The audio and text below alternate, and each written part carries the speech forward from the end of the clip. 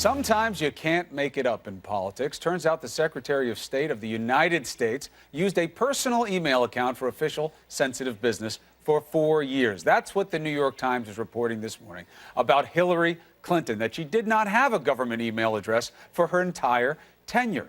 Now, this could be considered no small thing because, as we all know, personal email accounts, not only are they unsecure, certainly compared to government emails, but lost things, buried things, disclosure. Does it violate the law? Let's discuss Richard Socarides, former senior advisor to President Bill Clinton and a Democratic strategist, and Mr. Ben Ferguson, CNN political commentator and host of The Ben Ferguson Show. All right, Socarides, convince me that this is okay because it smells terrible.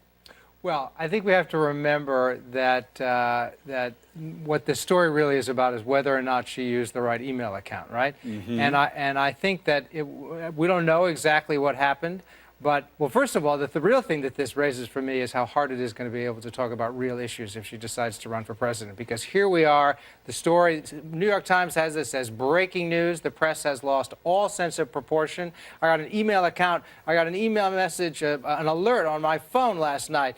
They're breaking news. Hillary Clinton used the wrong email account. I mean, come on. The press has gone mad around Hillary Clinton. And this is why I think there are some people who are urging her not to run for president because she's never going to be able to talk about any real issues. It's going to be hard to break through. On this email thing, listen, I don't know. We don't know what happened, but I could certainly understand a situation where someone told her. Yeah, Ben, hold on a second. Where someone told her not to use official email to conduct diplomatic business, that she was doing exactly what Colin Powell did while he was Secretary of State, and that after the fact, I don't know that he did it to this extent, though. But listen, but after the fact, I just want to say one last thing. One last thing. Go ahead. After the fact, she turned over all of these emails to the archives so that we do have all the records. So at the end of the day, I think this is a story that is about nothing, all right, really. Two things, Ben. One, my head is dizzy because Socarides is putting the spin game on me. Second of all, we don't know that Powell did it to this extent, and the 55,000 are at their discretion, aren't they? The Clinton team's discretion.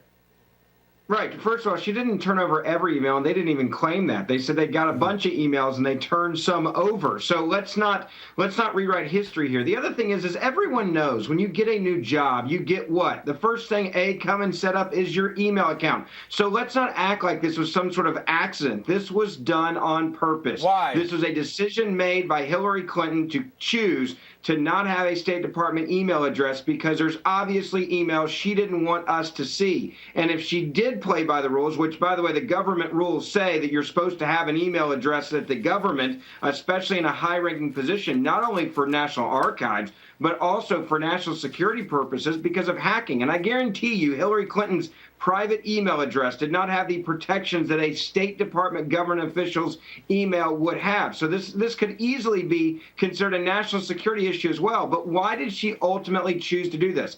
It's because she wanted to have total control over what the public could and could not see. That is so that you can hide things. And if this was happening with a Republican, the media would be freaking out the same way that he's now claiming that the media is freaking out on Hillary. It's unfair. Thing, Ben, this is fair criticism. Make sure you tell your listeners today before they start the hate parade on my social media accounts. We're covering it here, and it's at the top of the morning. Now let's listen. Absolutely. Let's take a read on what Hillary's own team says. This is their response to this situation. We'll put it up.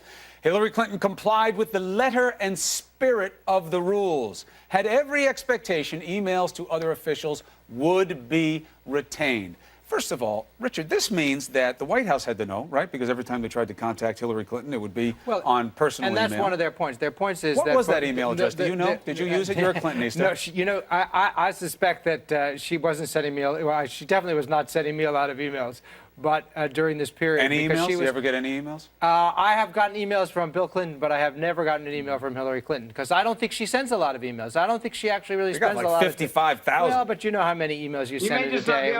It would be surprised. It would surprise you how many emails you send in a day. What do you think the screen name was? Not Hillary Clinton? No, I think it's probably HillaryClinton@gmail.com. I hope it wasn't. Imagine how frightening that would be with all the sensitive things that are going on. Listen, in all seriousness, I do think, I think there is an explanation for this. This story is about 10 hours or 12 hours old. and we will know it. But I think that we really have to retain a sense of proportion about this. I mean, all of these records were all of the official records. I think when it was clear that she was sending messages that may have been official or quasi-official, that they were turned over for record keeping. But it just doesn't smell that's only the good. emails that she wants to turn over. Let's not be this naive to imply that this is everything. It's not because it fuels everything. this. It fuels Ben's ability. Ben has high ground here in saying, why would you do this if you don't want to control it? I wouldn't say he has high ground, Here's but the I other said thing. it. I would agree that it does fuel I want to say this. This is important. When George Bush was president, he did not send emails. Do you remember the controversy over Barack Obama, whether he would or would not have a BlackBerry account or email account? Yes. This is something that you don't just accidentally not set up. You are in charge of the State Department. This is a purposeful decision to make sure that you are in ultimate control of what the government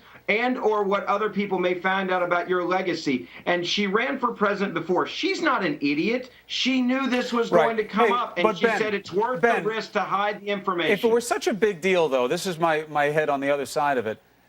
People had to know this. People within the State Department had to know. People within the White House had to know. Maybe people in Congress had to know. So people must have thought this was okay on some level, because you would think that this information would have gotten to someone like you a long time ago, don't you think? Look, this is risk assessment. They decided, and I'm sure Hillary Clinton ultimately and her campaign people ultimately decided when she was going to that job, you know what? I would rather go on TV and defend or say, oops, we're sorry for a private email, than people actually see what you're writing while at the State Department, because it will be less damaging to your chances of running for the White House. I got you. Finish last point, Richard. The point that they made in the Times story is that any email sent to a government official was directed to that government official's official government email address, so that there would be a record of it nonetheless. So if I'm emailing someone in the government from a Gmail account, it goes to their official account. There's a record kept of it. Well, so I mean, I think we will hear certainly a lot more about this today.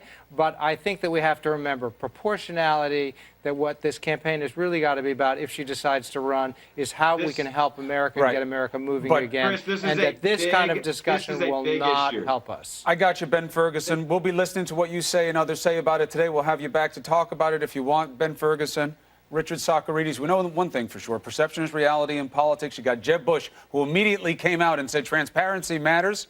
And look at all my emails whenever you want at jebbush.com. What do you think of that? Let us know what you think. Tweet us. Your emails? Yes, whenever you want. All right, I'm going to come over this afternoon. It's called notthebigman@gmail.com. Allison? They are